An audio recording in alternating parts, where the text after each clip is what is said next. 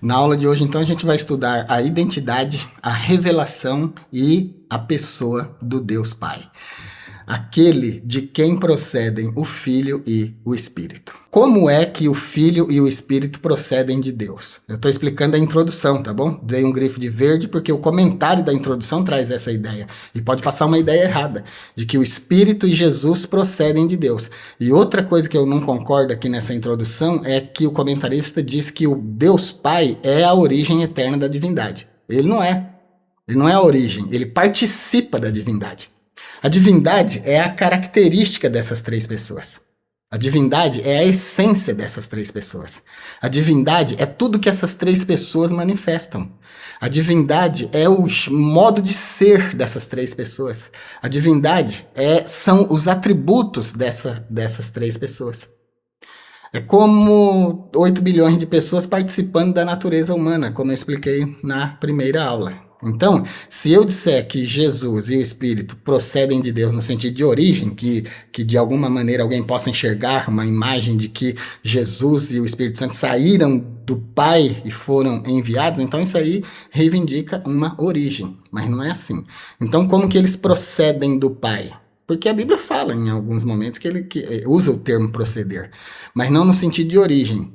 Jesus, por exemplo, procede do Pai no sentido de geração, não de criação.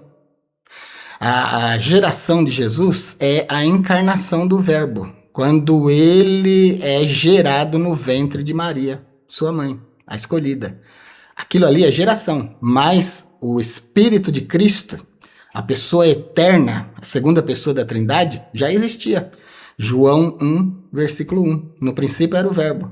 Já era, ó. Pretérito imperfeito, como eu expliquei na aula passada. Sempre existiu. Era continuamente. E o Verbo estava com Deus. Ou seja, na companhia de Deus, dentro da divindade, na companhia do Pai. É que Deus é chamado, né? É que o Pai é chamado de Deus no Antigo Testamento, invariavelmente. Por isso causa essa confusão na nossa mente. Mas quando nós nos referimos a Deus, a gente não deve pensar só no Pai, deve pensar nas três pessoas da Trindade. Ou então a gente não acredita em Trindade, coisa nenhuma, né? Era Deus e estava com Deus. No princípio era o Verbo estava com Deus e o Verbo era Deus. Tá vendo? Ó, é da mesma essência, da mesma natureza. Do jeito que o Pai é Deus, o Filho também era Deus. E o Espírito Santo se manifesta também como Deus, mostrando atributos de Deus. Tá bom? Então é assim que a gente deve entender. Como que Jesus procede de Deus? Por geração. Pela vontade do Pai, ele foi gerado no ventre de Maria pelo poder do Espírito Santo. É assim que ele procede. Não de origem, mas de envio. Jesus foi enviado para nós, para nos salvar.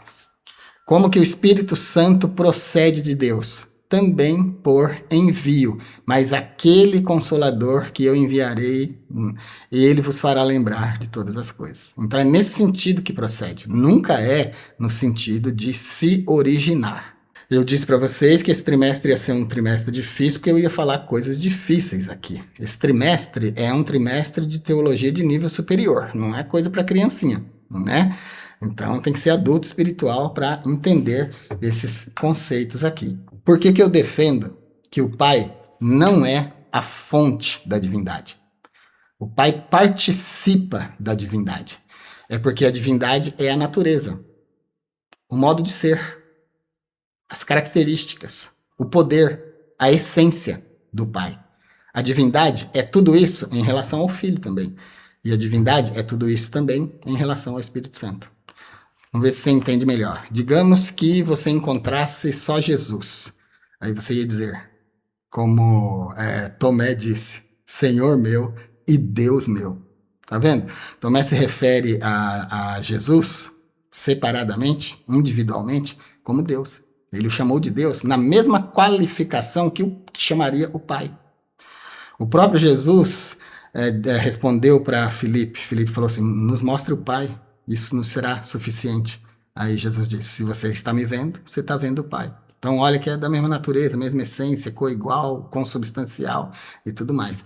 E se você tivesse a oportunidade de ver só o Espírito Santo, você ia falar a mesma coisa. E do Pai não precisa falar nada, que o Pai na antiga aliança, durante milênios, foi chamado de Deus Pai. O que implica dizer que ele tem a natureza e a essência. Mas essa natureza e essência não é só do Pai, é também do Filho e do Espírito Santo. Por isso que eu não gostei aqui da afirmação, ele é a fonte eterna da divindade. Não, não é o Pai que é a fonte eterna da divindade. Os três são. Os três têm essa divindade, porque os três têm essa natureza, tá bom? É assim que se entende a Trindade num nível mais alto. Então, no meu entendimento, não existe procedência, existe compartilhamento na divindade. Os três compartilham da mesma essência que é Deus, que é divina. Sabe qual é o problema do entendimento? É que quando a gente fala de essência divina, natureza divina, as pessoas tendem a imaginar uma quarta pessoa na Trindade. Deus não é pessoa. Olha o que eu estou falando, meu irmão. Deus não é pessoal. Deus é essência. Deus é abstrato. Porque Deus é o poder. Deus é a natureza. As pessoas é que são pessoais. As pessoas é que têm personalidade. E essas pessoas detêm, cada uma em si, a divindade.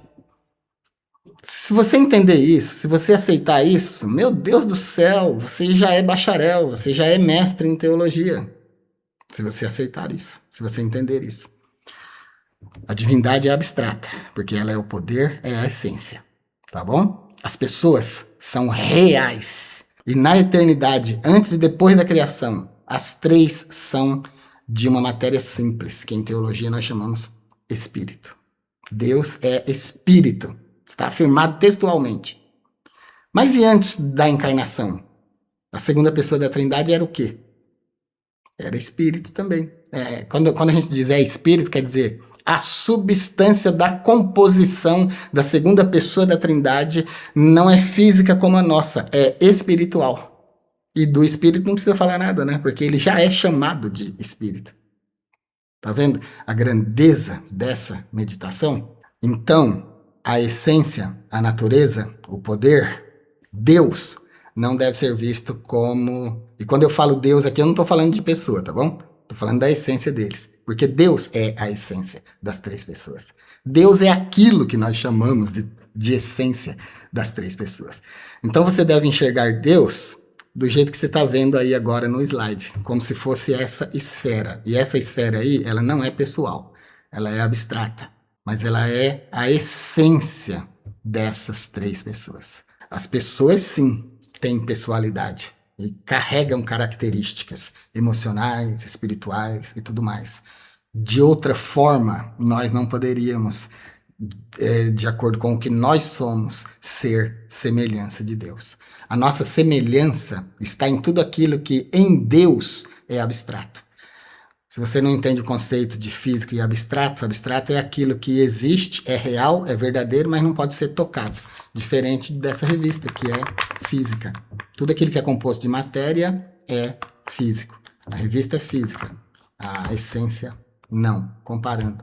As pessoas têm um morfo do grego, forma. A essência, não. Tá vendo?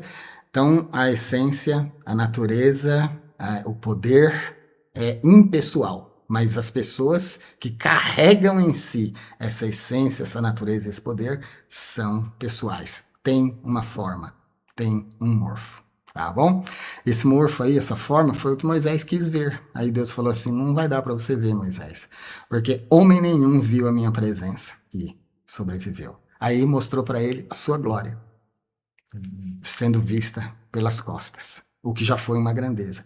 Mas a forma pessoal de Deus não pode ser vista. Então Deus se antropomorfiza quando se revela. Deus se revela das formas que ele acha possível para não matar o ser humano. Ezequiel, Daniel, João, evangelista do Apocalipse, todos caíram desmaiados aos pés da revelação que tiveram. Imagina ver a panê, a presença do rosto. Panê é presença no hebraico, diferente de Shekinah. Então, queridos, se quiser entender panê e Shekinah, assista esse vídeo aqui para eu não explicar, tá bom? É assim então que eu entendo a Trindade. Dentro dessa Trindade, que no meu entendimento é tudo isso que eu falei, nós temos a pessoa do Pai. É muito difícil para nós entender e aceitar que o Pai, o Filho e o Espírito Santo sejam iguais. Como eu expliquei na aula passada, esse negócio de o Pai é maior do que eu, e outra hora Jesus diz eu e o Pai somos um. Jesus está querendo mostrar para nós que quando ele diz que o Pai é maior do que eu, ele está revelando só uma hierarquia funcional, sem ser modalismo, né? Do jeito que eu expliquei na aula passada, tá bom?